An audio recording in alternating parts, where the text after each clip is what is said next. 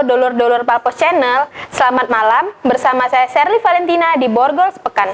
Saya akan menyampaikan lintas peristiwa yang terjadi di Sumatera Selatan dalam sepekan terakhir untuk menemani malam minggu Anda.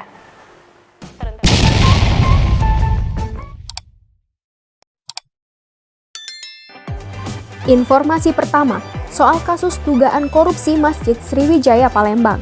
Kasus ini terus menyeret tersangka baru.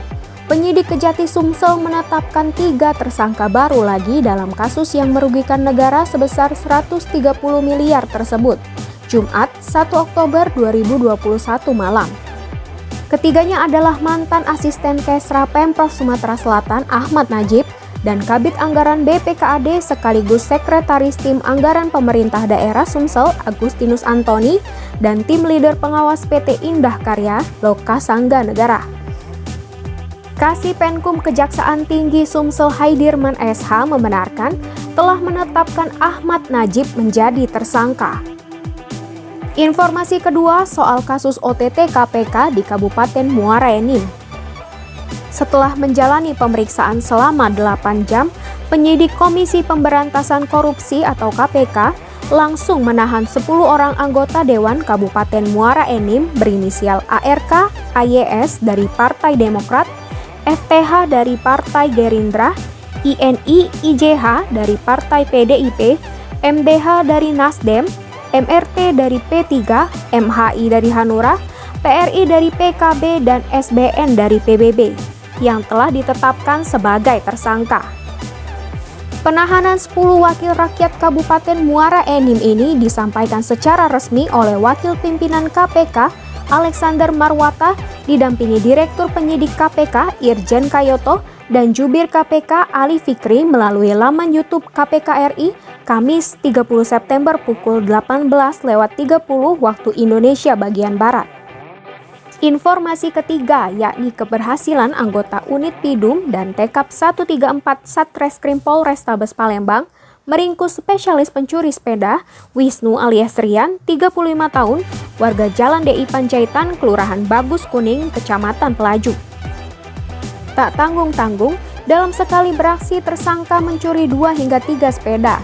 Terbukti, dari tangan pelaku berhasil diamankan barang bukti 9 unit sepeda berbagai merek yang belum sempat terjual.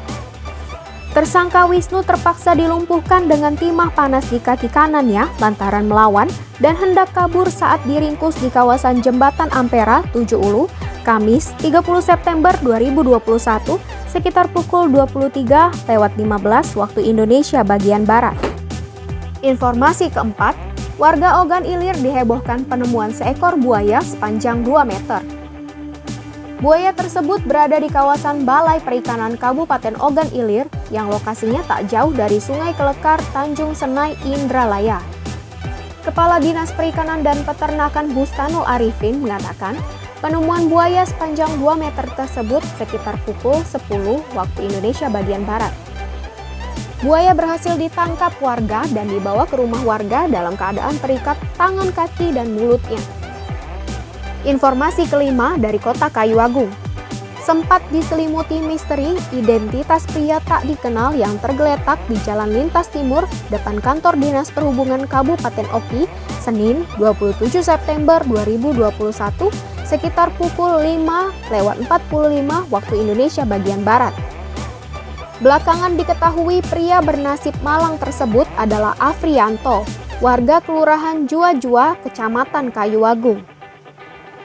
Kapolres Ogan Komering Ilir AKBP Dilianto melalui Kasih Humas Ibtu Ganda Manik mengatakan Afrianto merupakan salah satu pelajar SMA kelas 12 di Kayu Agung. Menurut Kapolres, berdasarkan keterangan pihak keluarga, korban diduga mengidap kelainan jiwa. Sebelumnya, korban pernah coba menempuh jalan pintas di rumah, namun berhasil digagalkan keluarga. Ditambahkan Kapolres, untuk sementara penyebab kematian korban dikarenakan kecelakaan lalu lintas atau korban tabrak lari. Indikasi tersebut berdasar hasil olah di TKP oleh Satlantas Polres Oki, ditemukan goresan pada aspal, kemudian terdapat serpihan bodi mobil dan pecahan kaca. Informasi keenam, yakni 2 anggota komplotan perampok supir tangki CPO dibekuk jajaran Polsek Ilir Timur 2 Palembang.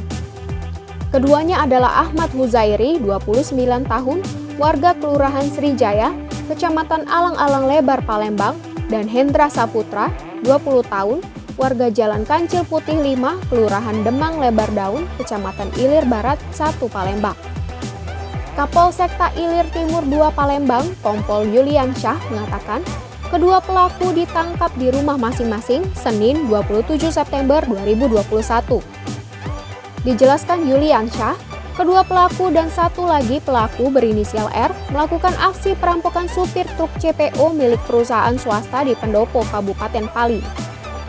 Aksi pelaku dilakukan pada Jumat 2 September 2021 sekitar pukul 22.30 waktu Indonesia bagian Barat di Jalan Jenderal Bambang Utoyo, Kelurahan 3 Ilir, tepatnya di depan PT Andovelin Raharja, Kecamatan Ilir Timur 2 Palembang. Informasi tadi sekaligus menutup perjumpaan kita pada kali ini. Terus nantikan Borgol Sepekan di setiap malam minggu Anda. Saya Sherly Valentina undur diri. Jangan lupa like, komen, dan subscribe Palpos Channel. Terima kasih, selamat malam, dan sampai jumpa.